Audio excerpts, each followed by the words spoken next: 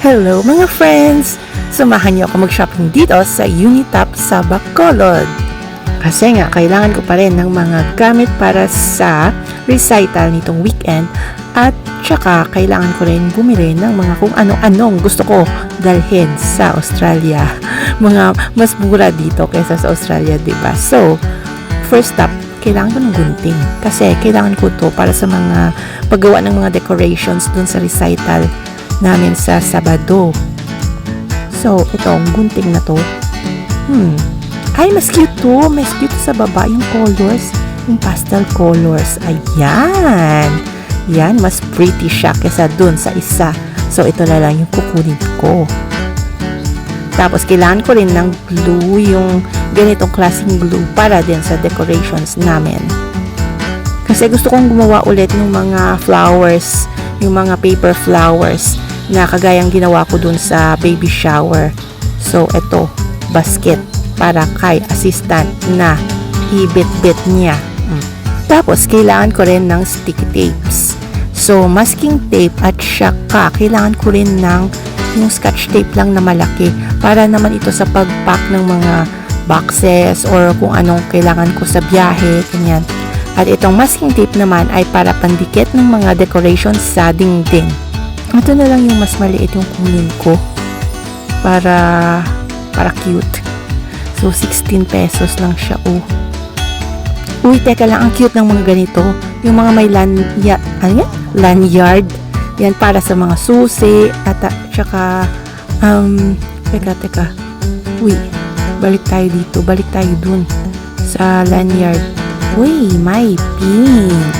Ayan, sasabihin ng mga tita ko na pink is my favorite color. Sana si assistant pumunta. Doon na siya pumunta sa dulo. Teka, naghahanap din kasi ako ng yung mga books na pag-aral ng Filipino words. Para baka pwede nating ibenta doon sa Australia, diba? Ano yung mga tinitingnan ko dito, mga stickers, tsaka mga post-it notes. Ang cute nito, Pero, lanyard. Ito, para sa susi. So, naghahanap kami ng books na Filipino books para yung mga Australian na mga anak ng mga Pinoy doon sa Australia. Gusto nilang matuto ng Filipino, ng Tagalog. So, mas maganda kung may book sila. Pero meron ba dito sa Unitap? Siguro meron nun sa National Bookstore, pero dito kaya meron din. Usually meron yun sa mga sa mga, diba, sa mga department store, mga school supplies banda.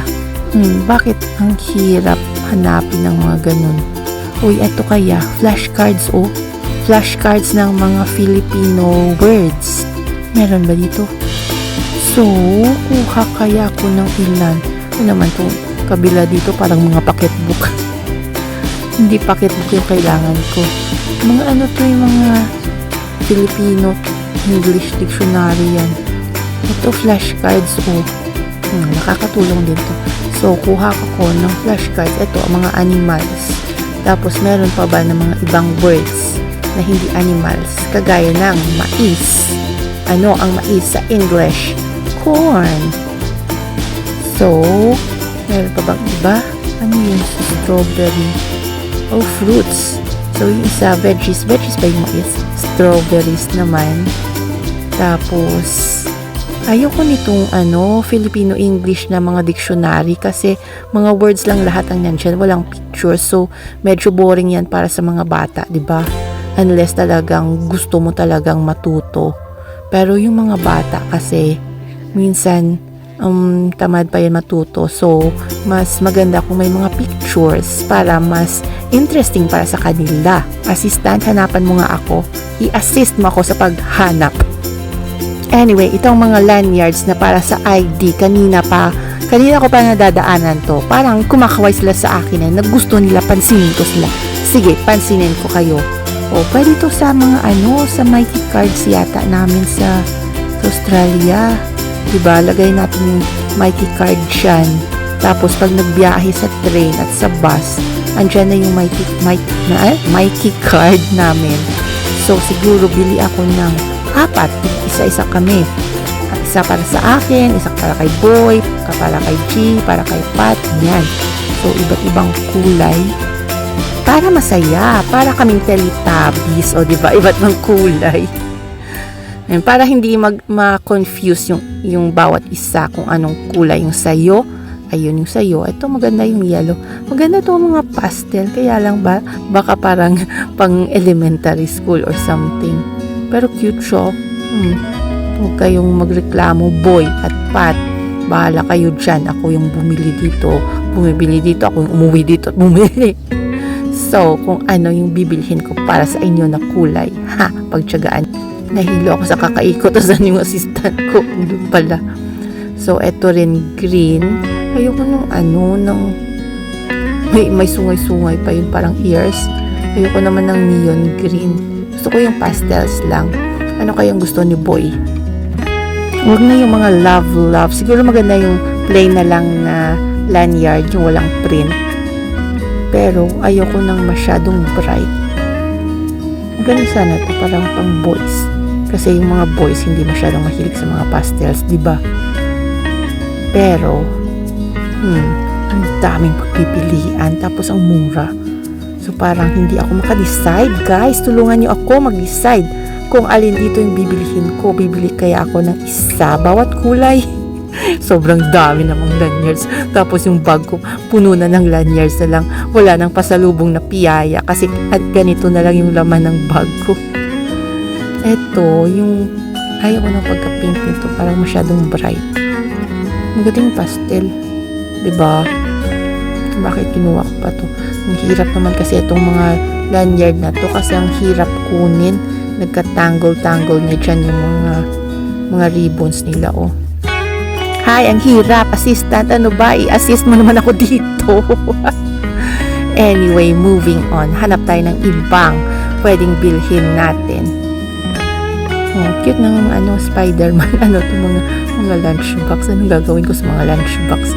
Mga toys. Hindi nagtitingin-tingin lang ako dito sa mga aisles kasi nga hindi ko kabisado yung store na to. First time ko actually pumasok dito sa Unitap na to, dito sa Chinatown ba yon? Na building dito sa Bacolod. So hindi ko kabisado yung mga aisles at hindi ko alam kung anong meron sa bawat aisles.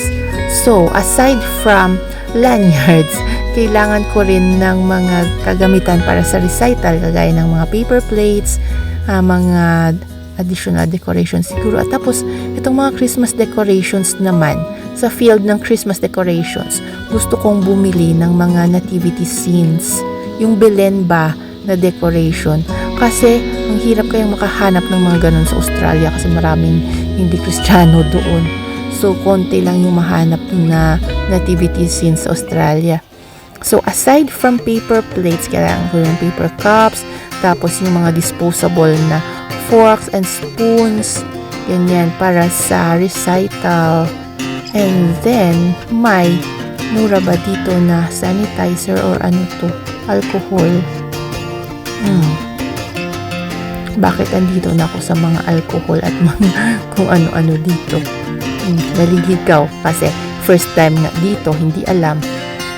Dapat yung mga stores na to may may mapa. Ngayon dito naman ako sa mga bulaklakan. Ayan, ang daming bulaklak. Tapos ito, pang baby shower naman to. Cute to, pang baby shower. Kaya lang, baka bulky siya sa bag ko. So, next time na lang yan. Ano naman dito, mga pictures. Nalilito na tuloy. Pati yung assistant ko nalilito sa akin. Kung saan ba talaga ako pupunta. Ito naman mga headband. Hindi naman ako masyadong nag-headband. Konti lang. Yung Minnie Mouse na headband lang. Tapos, asan na ba dito yung mga paper plates nila? Yung mga paper cups. Habang hinahanap natin, ay mamasyal-masyal muna tayo dito. Alangan naman magpasalubong ako ng mga toilet brush at mga bunot. Ay, ito, plastic bags. Meron bang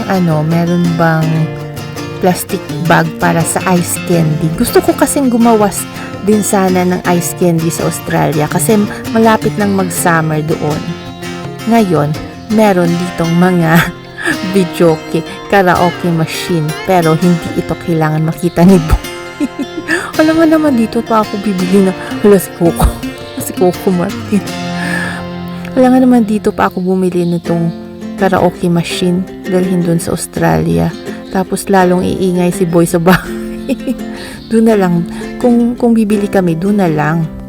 Okay, so asaan na yung andito na ba yung mga paper spoons? Hindi, disposable spoons. Ayan. Sana meron yung yung mas environment friendly na mga spoons at forks.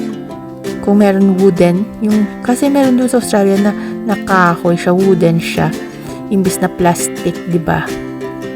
Kasi ang dami na nga basura dito sa Pilipinas, magdadagdag pa ako sa mga basura dito.